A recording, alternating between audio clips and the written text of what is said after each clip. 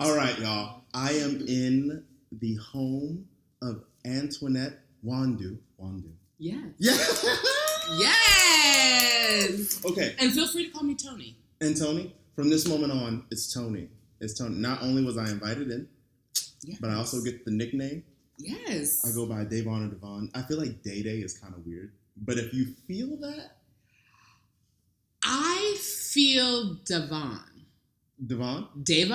It works both ways. Okay. Like my life. But no, the joke is I was in like voice and speech class one day. And I'm like writing out the name and it keeps coming out Devon. And so the whole entire time I'm like, oh no, I'm just giving you like a round the block name and all that. Yeah. It's like German. It means like of it. So like, but it means of it? Of it. Of what? I still don't know, but of it. So like whenever I start, I'm always big on people's names. It's a lot. Yeah. So my big question to you is, I remember one time I had done this interview with Felicia Rashad. And you know how everyone, it's Felicia, and it's like, no, it's Felicia. So I'm always like, how do you enter an interview and it's always with the name? Yes. Tell me about your name and tell me the journey of figuring out how to pronounce your last name. Whew. Well, the journey is crazy. So as a child, and for most of my life, I pronounced my name Antoinette Chinonye Nwandu.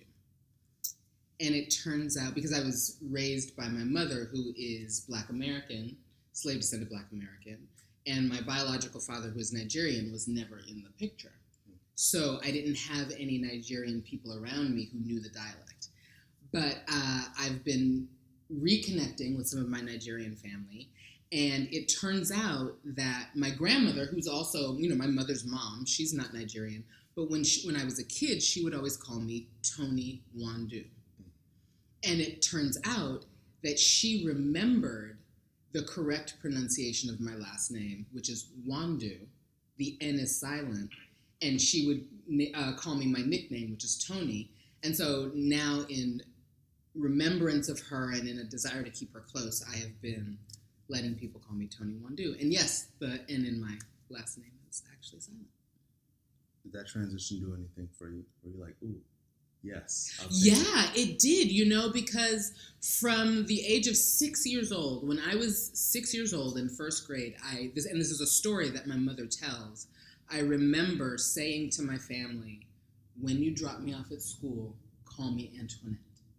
So I was always Tony Nwandu at home, but Antoinette in the world. And so letting Tony be a part of my life in the world feels like, letting that person who was at home into the person that I am now. So who was the person at home? She was, the person that I think I needed to protect and keep back in order to succeed in some of the institutions that I was let into.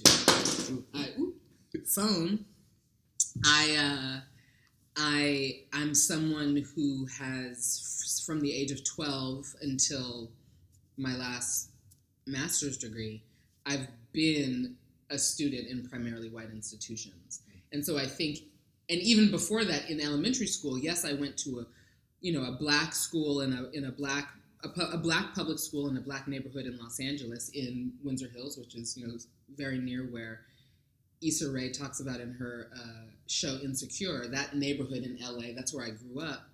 But even at my public school, I was one of the kids in the magnet classes. And so that was a more white part of the school. So I've always been, that kid who had to sort of grow up around people who were not like me, grow up around the majority culture. And I don't think that Tony felt safe there. Mm-hmm. There I had to be a new person. I had to be Antoinette, which is such a regal name. And I love my name. It's regal. It's long. It doesn't always fit. It's hard to pronounce. It's a name that makes people, I've never met an Antoinette. It makes people stop. And so I think that even from the age of 6, I knew if I'm going to be somebody out in the world, I need to be Antoinette. And I love that about me. And I love that survival mechanism. But now that I'm in a phase of my life, an era of my life where I think it's no longer about survival, it's about thriving. It's about accepting from the universe, from God, okay, I have survived. And now I want to thrive. You know, that's what Moses says in Passover. I want that good life now. And in order for me to live that good life, I've got to invite Tony in as well. And let people in the world say, no, yes, I'm Antoinette, 100%. Antoinette is not gone. But if we have kinship, if we have a moment, if we're being human beings together, I can also be Tony Nwandu. So when we're talking about that, is it a merger of the two, or is it an acceptance of the duality? Yes. Yeah? I think it's both. I think it's what the situation requires. You know what I mean? Yes. In certain situations, it's 100% a merger of the two because the situation allows the merger to happen. Mm-hmm. Because people are accepting both. But if I'm in a situation where it's an accepting of the duality, okay, I can play the duality.